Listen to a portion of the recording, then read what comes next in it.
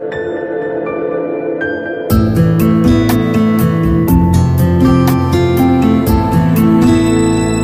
Bapak Ibu Saudara-saudari yang dikasihi oleh Tuhan Yesus Kristus. Saya sekarang berada di sebuah ladang jemaat, di mana suasana ladang terasa lebih aman, terasa lebih nyaman, jauh dari hiruk pikuk kesibukan dan jauh dari pertemuan. Ini sangat cocok untuk kita melaksanakan physical distancing kita. Nah Bapak Ibu Saudara, kita akan merenungkan firman Tuhan untuk ibadah mandiri kita Minggu 10 Mei 2020. Kita tetap boleh bersekutu dengan Tuhan dan jangan lupa, jangan patah semangat untuk tetap beribadah, memuji dan memuliakan nama Tuhan kita. Bapak Ibu Saudara, kita buka Yohanes pasal yang ke-14 ayat yang pertama hingga ayat yang ke-14. Yohanes pasal 14 ayat yang pertama hingga ayat yang ke-14. Sebelum kita merenungkan firman Tuhan, saya ajak kita semua merendahkan diri kita di dalam doa. Kita bersatu dalam doa. Tuhan kami Yesus Kristus, kami sungguh bersyukur ya Tuhan, walaupun saat ini kembali dan terus kami melaksanakan ibadah mandiri kami. Kami beribadah di mana saja kami bisa beribadah ya Tuhan, karena kami sudah tidak bisa beribadah di gedung gereja-Mu. Tapi kami yakin, kami percaya Tuhan hadir dimanapun kami melaksanakan ibadah kami. Bapa Surgawi, kami akan merenungkan firman-Mu. Biarlah ya Tuhan, firman-Mu boleh menjadi kekuatan, penolong dan menyertai, memberkati kami. Biarlah kami juga boleh memahami akan kebenaran firman-Mu dan kami pun boleh taat untuk melakukannya. Urapi kami semua ya Tuhan, dalam nama Yesus kami berdoa. Amin. Ya, Yohanes 14 ayat yang pertama hingga ayat yang ke-14. Saya bacakan ayat yang kedua bagi kita. Di rumah Bapakku banyak tempat tinggal, jika tidak demikian tentu aku mengatakannya kepadamu, sebab aku pergi ke situ untuk menyediakan tempat bagimu. Saudara-saudara, saya beri judul renungan ini, Rumah Bapa. Bapak Ibu yang saya kasih dalam nama Tuhan Yesus Kristus, seperti apakah rumah Bapa itu? Apakah hanya seperti sebuah gubuk kecil yang hanya terbatas jumlah untuk orang yang bisa menempatinya, bagaimana jalannya ke sana, ataukah melalui jalan yang mudah, ataukah melalui jalan yang sempit? Kita belajar akan firman Tuhan saat ini. Jangan sampai kita salah informasi, salah memahami tentang rumah Bapa, karena rumah Bapa ini secara sederhana saya mau sampaikan adalah surga itu sendiri. Nah Bapak Ibu Saudara-saudari yang saya kasih dalam nama Tuhan Yesus, seperti apakah rumah Bapa? Mari kita belajar dengan baik. Ya, beberapa tahun yang lalu sahabat saya ingin membeli sebuah rumah, ya, melalui sebuah agen properti. Dia membeli karena brosur promosi dari rumah tersebut begitu indah, megah, dan rumah tersebut harganya terjangkau. Terlebih lagi aksesnya, jalannya sangat mudah karena terletak di tempat yang strategis. Tapi alangkah kecewa sahabat saya ini Bapak Ibu Saudara, setelah dia berdiam di rumah tersebut dan suatu saat dia memasang sebuah figura di pintu rumahnya, dia memukul pintu rumahnya, dinding rumahnya, dan rupanya material itu adalah hanya terdiri dari tanah. Ya, bayangkan ambruklah, jebollah pintu dinding rumahnya dan dia sangat kecewa. Nah Bapak Ibu Saudara, jangan sampai kita salah mengenai pemahaman tentang suatu keadaan, terlebih rumah, apalagi rumah Bapa. Bapak Ibu, kita belajar apa yang dikatakan Tuhan Yesus mengenai rumah Bapa.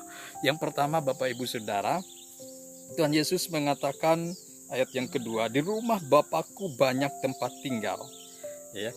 Yang pertama, Yesus mengatakan, di rumah Bapakku banyak tempat tinggal. Kalau biasanya orang promosi rumah, ayo buruan, stok terbatas akan segera habis. Nah, Yesus mengatakan di rumah Bapakku banyak tempat tinggal.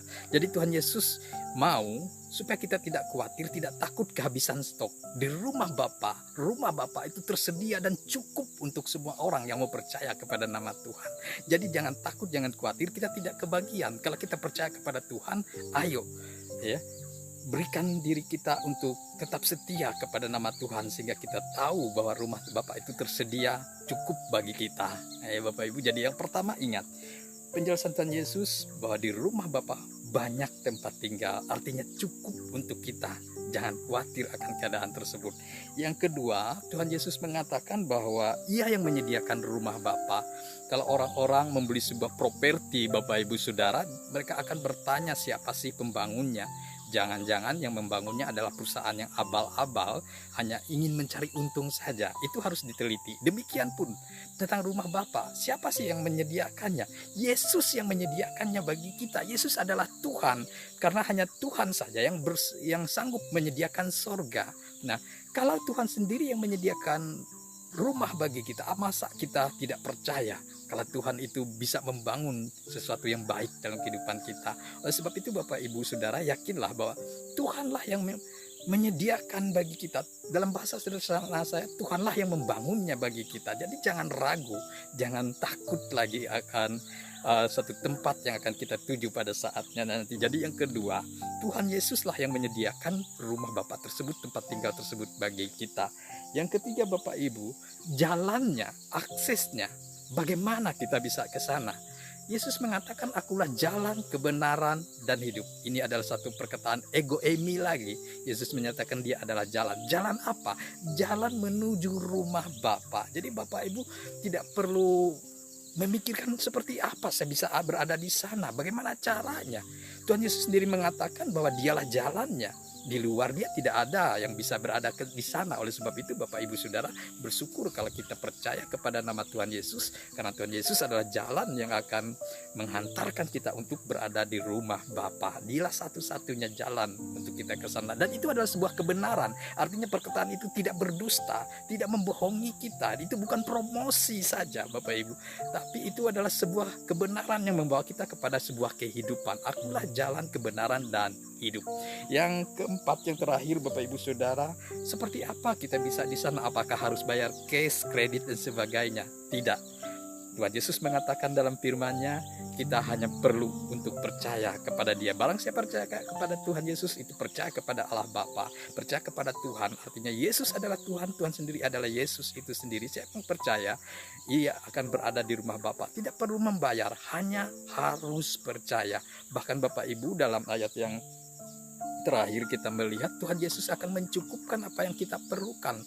Bahkan sambil kita menunggu dijemput kepada rumah Bapa, Tuhan Yesus akan memberikan apa yang kita minta di dalam namanya.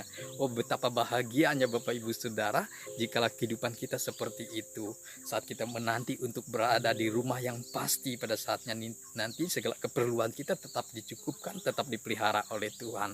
Nah Bapak Ibu Saudara-saudari yang saya kasih dalam nama Tuhan Yesus Kristus, mari kita belajar saat ini untuk kita tetap setia kepada nama Tuhan, dan biarlah hidup kita selalu memuji dan menyembah nama Tuhan. Ingat, jangan sampai kita salah informasi tentang rumah Bapa. Kita harus mengerti apa 4 hal yang dikatakan Tuhan Yesus. Di rumah Bapa banyak tempat tinggal. Gak perlu saudara khawatir, gak perlu saudara takut kehabisan stok dan sebagainya. Yang kedua, Tuhan Yesus sendiri yang membangun surga. Tuhan Yesus sendiri yang membangun rumah Bapa. Jadi kita percaya bahwa materialnya bagus, di sana itu indah dan luar biasa. Yang ketiga, Yesus adalah jalannya, tidak ada jalan yang lain. Maka tetap percaya Tuhan, jangan berpindah dari iman kita. Yang keempat, yang terakhir, Tuhan akan mencukupkan keperluan kita yang kita minta di dalam namanya. Bahkan sembari kita dijemput oleh Tuhan menuju rumah Bapa. Haleluya. Tuhan Yesus menyertai dan memberkati kita Bapak Ibu. Biarlah kita suatu saat benar-benar berada di rumah Bapa oleh iman dan kepercayaan kita. Selamat hari Minggu. Tuhan Yesus memberkati. Salam.